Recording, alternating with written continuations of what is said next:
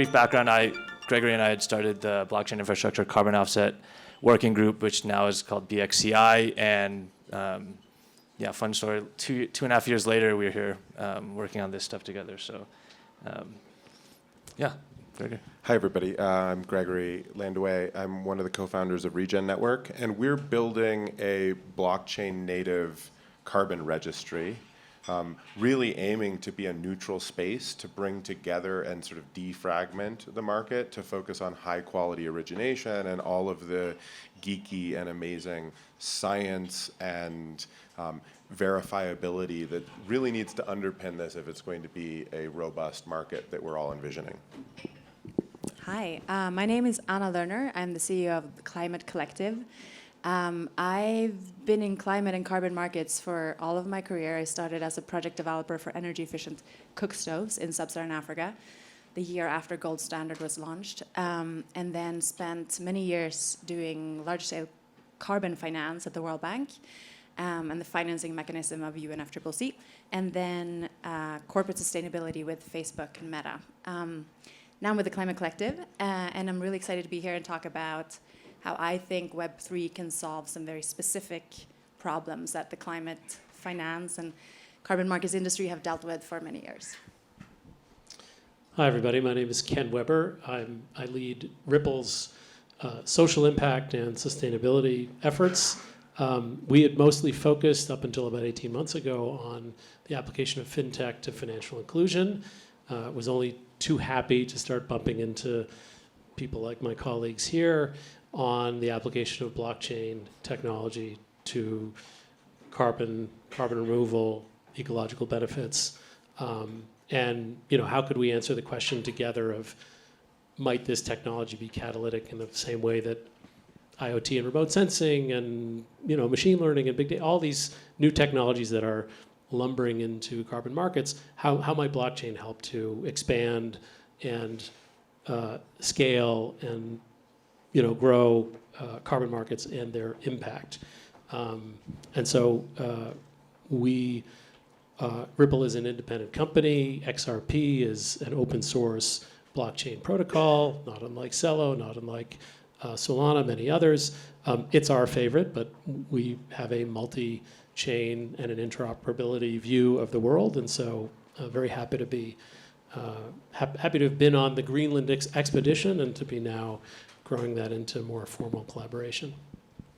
Great. So what I want to talk about next is specific to why this sort of, as David mentioned, the big tent, or Douglas Guyton from Lexicon had said, like the culture of inevitability in terms of these initiatives is that, so how a lot of, from the different L1s, Ripple, Celo, or Climate Collective, and its other L1s, and then Regen, how do you kind of see the positive impacts of being able to work together? As an example, all of us were in Colombia for a 3-day retreat, and we had specifically invited L1s from the infrastructure side to communicate, and it's very well known that a lot of them don't necessarily play nice together online, But then we brought them together to remind them in the middle of the jungle, that there's something greater, and people got along. No one fought. So, but what this is the value of that sort of big tent analogy. How do you see, Because very specifically with what we had seen at Ripple, what you had mentioned to us in Greenland was you guys had built out an entire ecological assets framework that I think not a lot of other L1s were acutely aware of, And then we had, you had decided to open it up to us and came to Colombia. How do you guys kind of see the business positive or the network or ecosystem positive effects of being able to share that type of resources with what you guys have each done? So maybe we can go down, Ken, Anna, and then Gregory. Sure. I mean, first and foremost, big tent, yes, but not everybody in the pool. We want serious, aligned partners to come in and roll up their sleeves and to do real world things. We think that we're getting close to that critical mass between L1s and market makers, game changers like Regen and others. Corporate self-interest is not necessarily a bad thing. It sometimes drives impact. And so if there is any interest on Ripple's behalf, it is, to shine a light on the, utility of of XRP, of the ledger, and to engage that development community in this use case. There was a headline not too long ago that said, blockchain's been a solution in search of a problem, and it may have found one in carbon, in the financialization of carbon.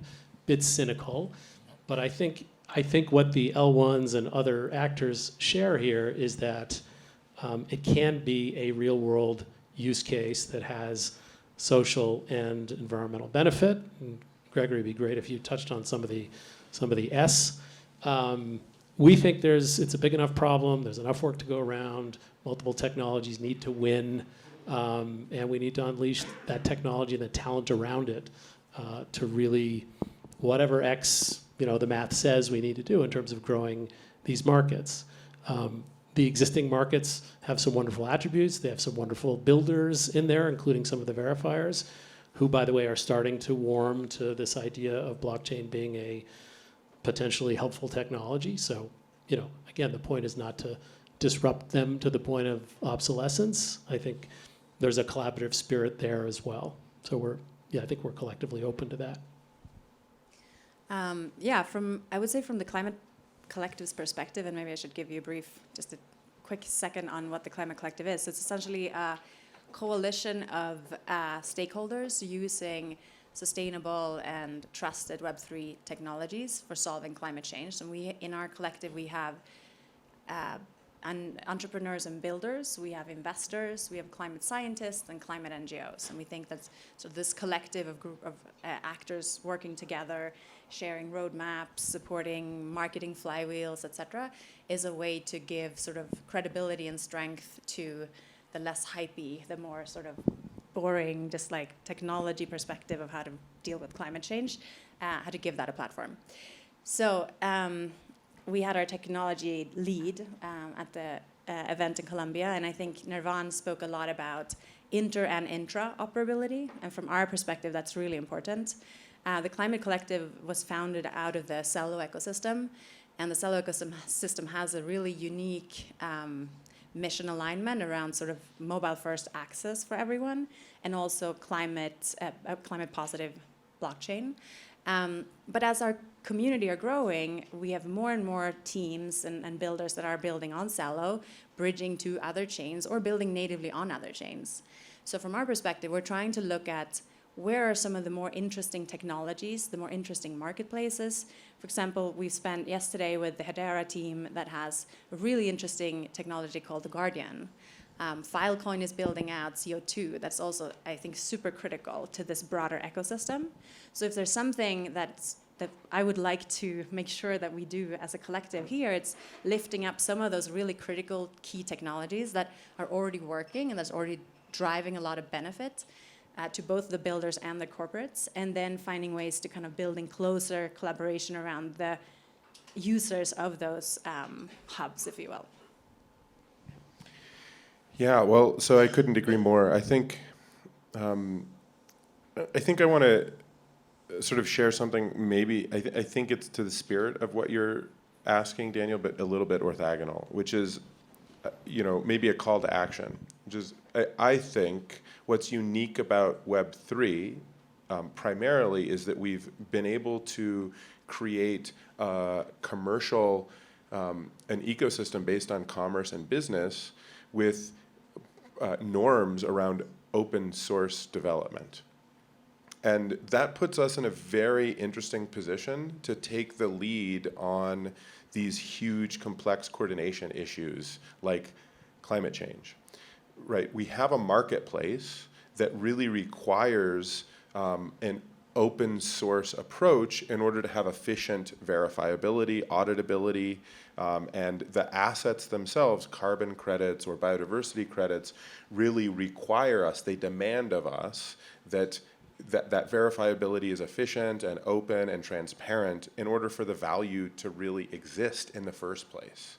So so I think this is structured, durable data, consensus about state, the ability for communities to govern standards.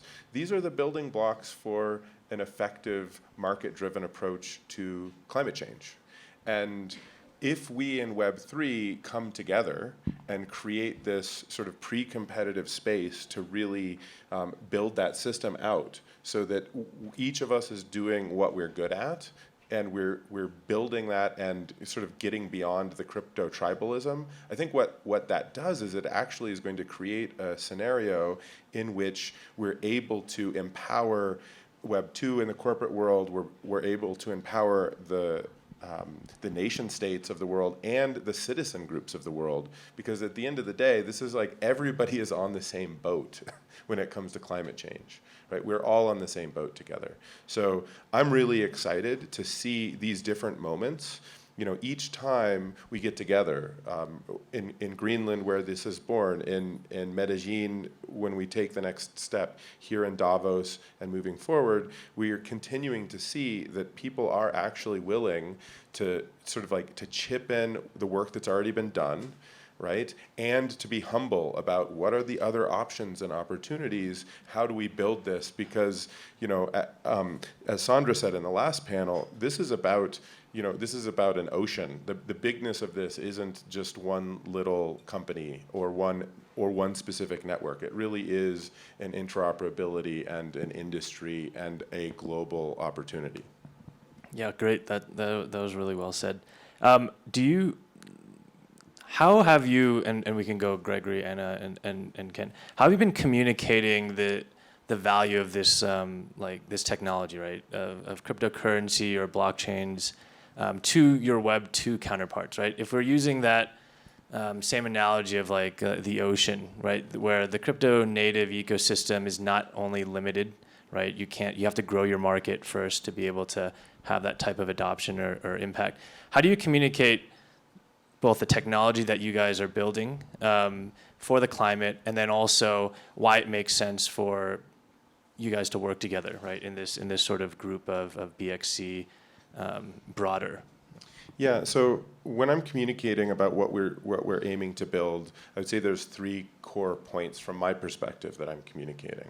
So point number 1 is the role of blockchain is to generate consensus and durability around what we all know is important. So it's really about the uniqueness and the verifiability of specific claims, right? Who is saying what about where, using what data, what methodology, who has audited it, and being able to make that visible to everyone and lower the cost and the thresholds for people to engage. That's number 1.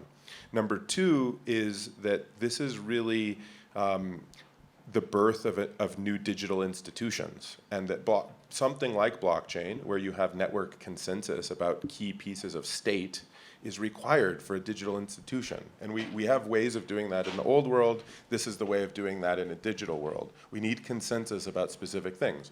What are the methodologies on our allow list? You know, what are the interchain standards? Those are things that need to get kind of hard-coded into state.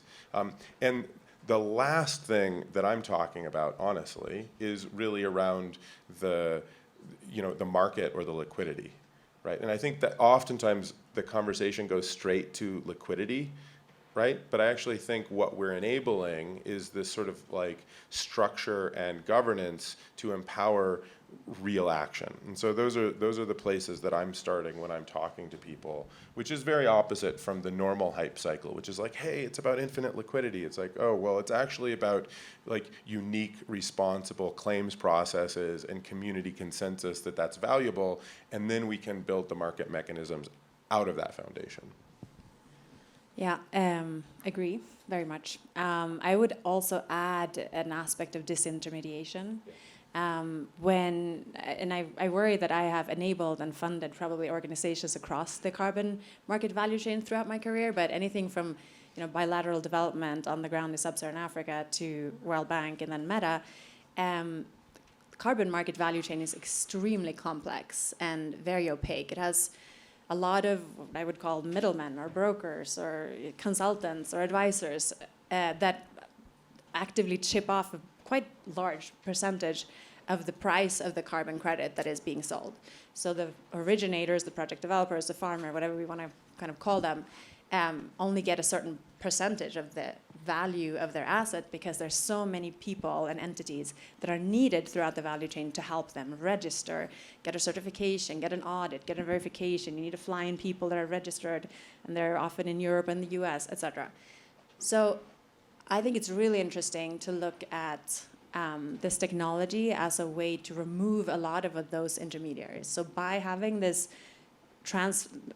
the transparency, the accountability, the verifiability from actions on chain, you don't need all these opaque sort of over-the-counter analysts or advisors throughout the value chain. So that's something I'm very excited about. I also think the participation of local communities and also defining what this is and playing an active role. I used this example just before, but at the World Bank we did a lot of sort of citizen engagement, and we asked citizens to download this mobile app and take a picture of a dumpster that wasn't emptied or a pothole in their street that they wanted to fix, and then they sent it to the municipality, and that was kind of a way to get more effective urban governance. But there was no incentive for the citizens to do that, and there was very little accountability in terms of, okay, I took the picture, I sent it, now what? Like, where did it land? Is someone going to act on that? What's the timeline? With Web3 solutions, we can do that much more elegantly and integrated, and I think that's quite exciting to me. Daniel, I'll try to give a quasi-technical answer here. We've been, as you alluded to earlier, we've been particularly interested in sort of the decommodification of carbon removal and other climate positive activity. Biodiversity credits, conservation credits, not just carbon, but air and water and lands. And we think that blockchain naturally and natively lends itself to kind of addressing this complexity. And some people may say, well, that sounds like, you know, really good database technology.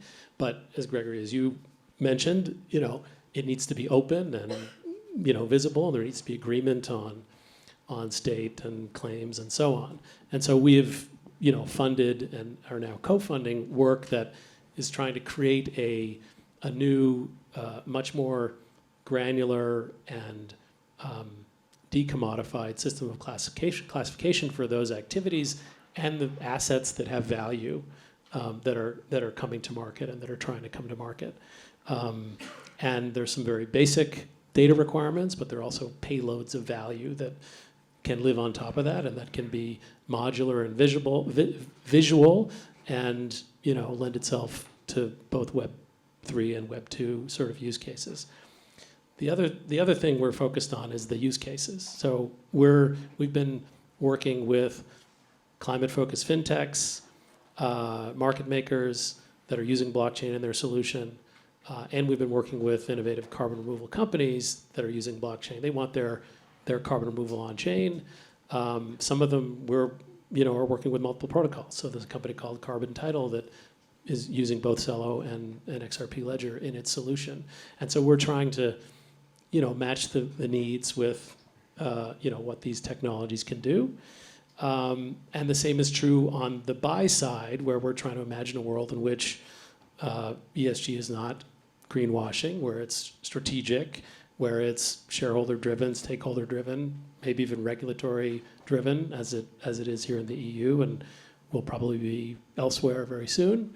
And you know, blockchain is a technology, and the systems that sit on top of it. We've heard from, you know, corporate ESG leaders, you know, if this kind of approach is adopted, you'll reduce my team's hours to get from evaluation and due diligence to a purchase decision.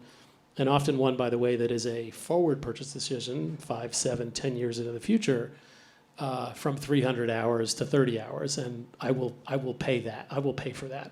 That feels transformative to me. And the last thing I'll say is that, and this is not technical at all, I think we all collectively have an ability as we come up with these solutions to attract capital, investment capital to scale producers, as well as that advisory layer and that software layer for doing strategic ESG and asset management of this new class.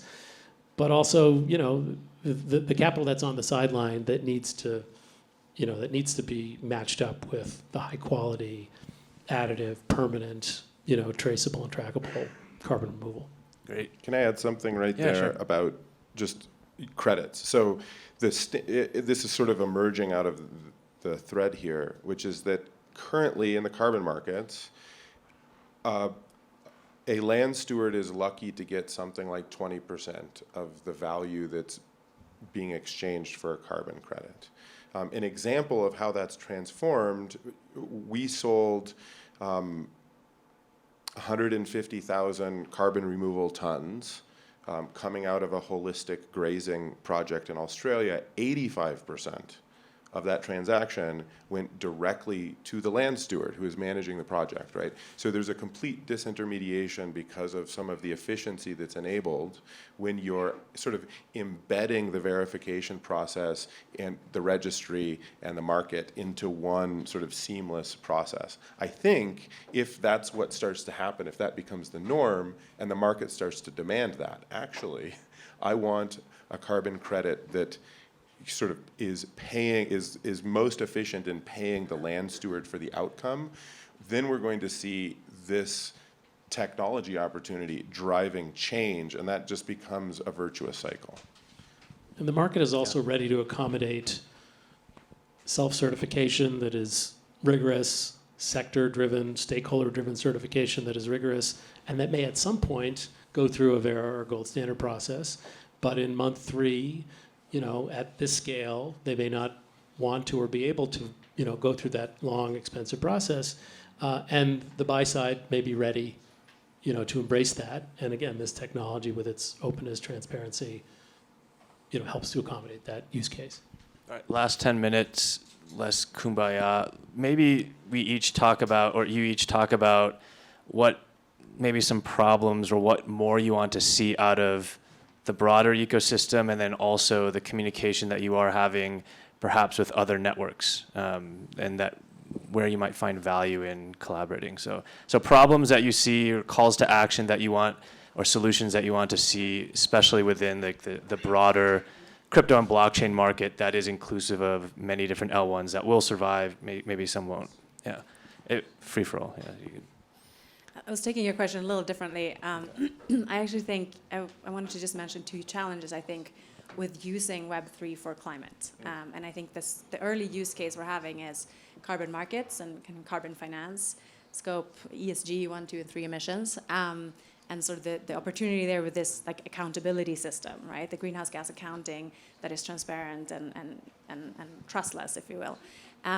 But a challenge I'm seeing is demand, is corporate demand, and this is not just. And this is, I think, I feel for the entrepreneurs in our community, for the investors, et cetera, because they're facing sort of a dual hurdle. So there are questions amongst a lot of corporates today around the longevity of the voluntary carbon market, the value of carbon emissions. And these groups have to both sell into that sort of questionable, is carbon markets the right thing to do to offset your scope 3 emissions? And do you want to leverage this new technology that, yes, seems to offer all these benefits in terms of digital MRV and traceability of the project, and you know exactly what you're buying, but do you really want to buy the product in the first place? And this is actually, I don't often quote South Pole, but I think this is something that South Pole's CEO has done a really good job about advocating around, this concern around greenwashing. So one problem or challenge, I think, amongst sort of Web3, and I hope this network can kind of help address this a little bit, is that when you're an entrepreneur and you want to break through, you want to point to a problem that you're solving.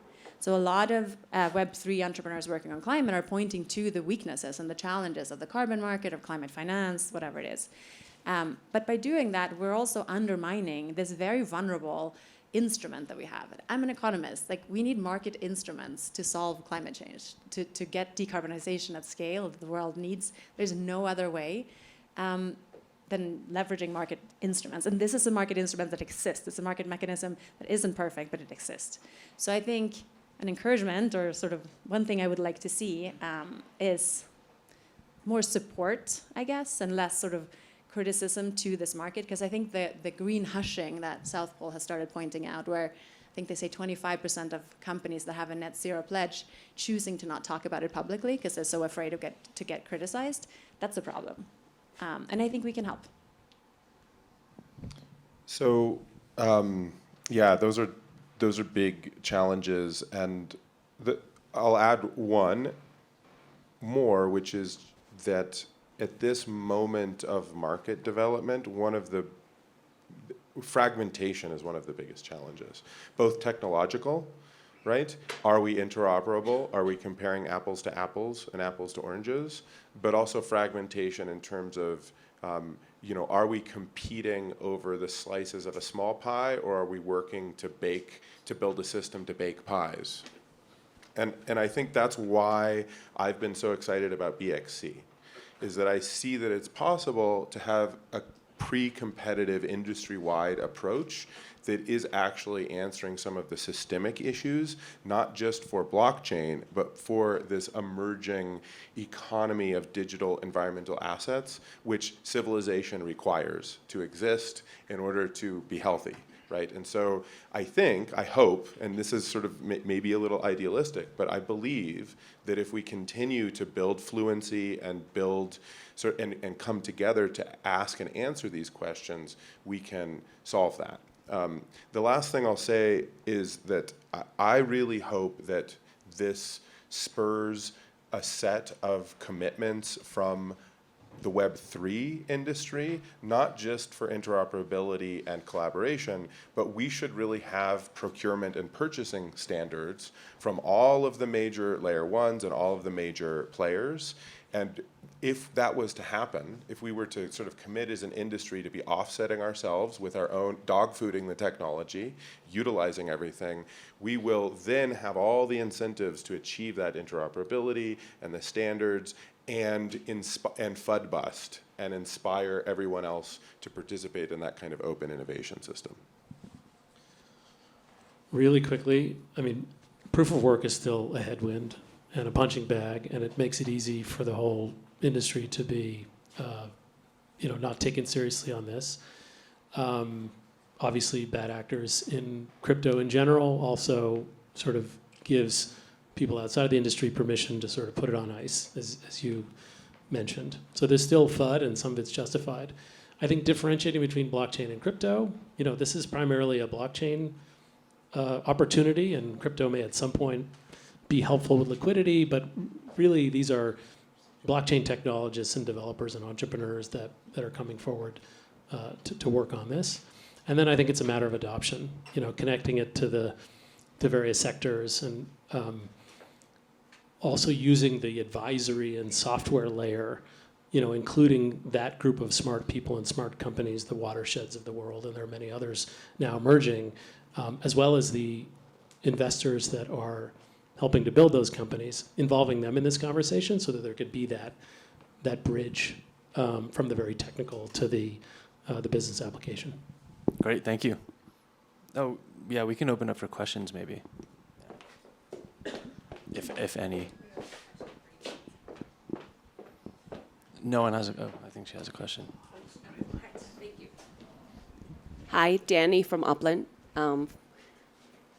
Every year we offset the carbon of our entire metaverse and also of all of the EOS chain. But basically, all of the EOS chain we're the largest application. But what I actually wanted to ask is, I'm missing a bit of the conversation on marrying DeFi with a lot of the things that you're talking about. Because when you have financial incentives and you have a community that is already used to having assets, and it's not just the existing carbons, it's going backwards, because when we're speaking to entrepreneurs who are in the carbon industry, they're saying, well, the biggest problem that we have is like the seed stage, right? Like if we're building a project and it's 4 years ahead before we see monetization, like how do you get more people to start investing in those assets and seeing returns in 4 years? And it seems like going to the Web3 natives and having DeFi assets is something that is not being said enough. And I mean, if there are insights into who's working on it, that would be great to hear. I think it's happening a lot, actually. I think in our context, there's a lot of work happening on forward contracts. that then are sort of flexible in terms of how that is either turned into a tradable asset or it's not. Sometimes it's maybe not responsible for that forward to be tradable, and you just want a chain or a corporation to be able to get into contract for something that's coming and it's not necessarily going to trade. In other situations, you might be able to responsibly trade.